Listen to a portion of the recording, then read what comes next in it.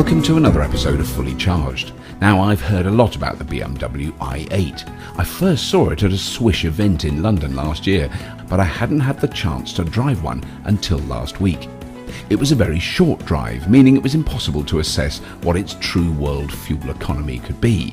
But one thing is certain, this plug-in hybrid is definitely a supercar. Now, it's on now, is it?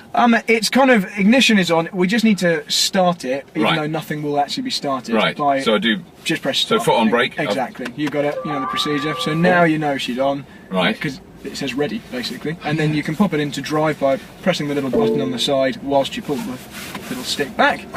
And you're ready to go. Drive. And because our seatbelts are on, it should just allow the handbrake to come off automatically. And then you can drive away.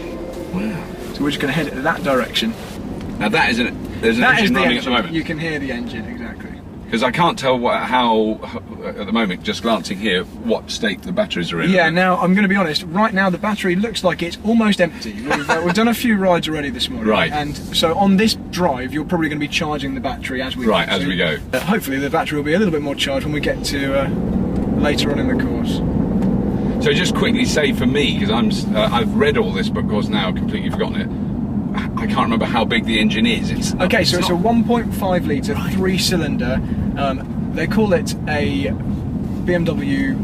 I guess it's a twin power turbo, but it's basically one turbo with fins at different angles, so it kind of picks up the exhaust gas at different rates of flow. Anyway, it's a turbo on a 1.5 litre 3-cylinder engine. Right, because it somehow does definitely feel.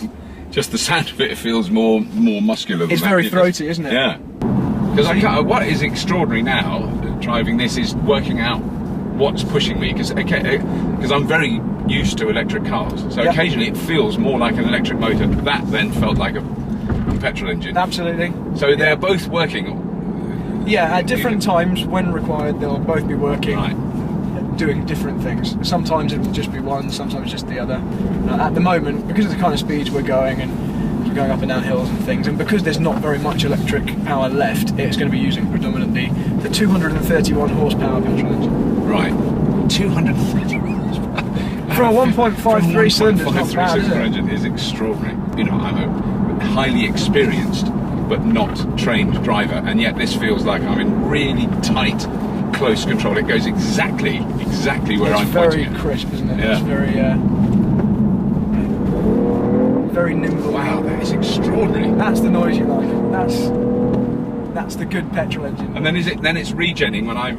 Every time you lift off, the forward momentum is that is charging your battery. That is very hard not to love, because there's a lot of people ask me, don't you miss the sound of an internal combustion engine? And actually, to be honest, I really don't. Okay. Because I've got used to it, and then also once you get used to electric, then internal combustion engines sound clunky and old-fashioned. Yeah, exactly. But that. I was following a bus. That is a challenge. That sound. And I thought that. Yeah. When you're in an electric car and you follow a bus or a truck coming out, I thought, that's very. But that, I've just got to have another go with that. Oh, absolutely, go for it. So we're following this round. We'll follow that round. That is. I like that sound. I do too. Can I overtake him going up here? I think you can. Yeah, go for it. Wow. Well, it's because it's a 1500. I mean, it's like an engine you'd have in a little car that you poodle around. I mean, it just doesn't sound. Wow. It's a great sound, isn't it? That is very hard not to love. As a committed person who's committed to the end of the internal combustion engine, this is. So what do you drive then? What's your Nissan Leaf? Oh, okay. Have done for 3 years, 42,000 miles, 43,000 miles now. And there we go. You hear the petrol engine cut in. It was just running on pure electric for a moment there, whilst you didn't require much. Because it was a shame. I would love to have done it with a fully charged battery just to feel what the full electric capacity is. But to be honest, I don't care. It's around 25 miles, they tell me, Right. I think, you can drive purely on electric. But obviously... Because it's all those things that I'm always asked is what could you get out of it MPG-wise if you drove very carefully? I mean, you don't know. I have looked into the miles per gallon figure. I don't know quite how it's worked out with this, because obviously it's not... They don't calculate that purely on electric, because then it would be much more. But it's 113 miles per gallon combined, is Right. what I'm told. Which for a car like this that can do what we've just done is Yeah. bonkers, isn't it? I mean, it's just incredible and really, really important. I mean, it's just, you know, because obviously this is a top of the range, expensive sports car that, you know, is not for the average driver. But what it does is the technology is becoming so refined that it just becomes normal. Have you found it easy to drive on this? It's ridiculously easy.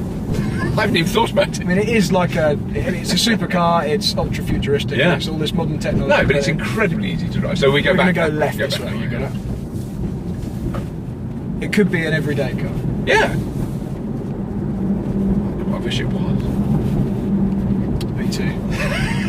We then put on helmets, swapped seats, and on a specially designated circuit, Bradley showed me what this car could really do. We're now going to have a drive with a proper driver who can actually drive this car properly, unlike me. Give me the verdict when we finish. Yeah. Okay. Yeah. So it's had the full vicar experience up to now. I don't mean to denigrate vicars. I'm sure some of them are very, very risky drivers. Right. It didn't choose that when I drove it. Bloody Nora. Oh! I'm going to reclaim my vicar title. No vicar would drive like this.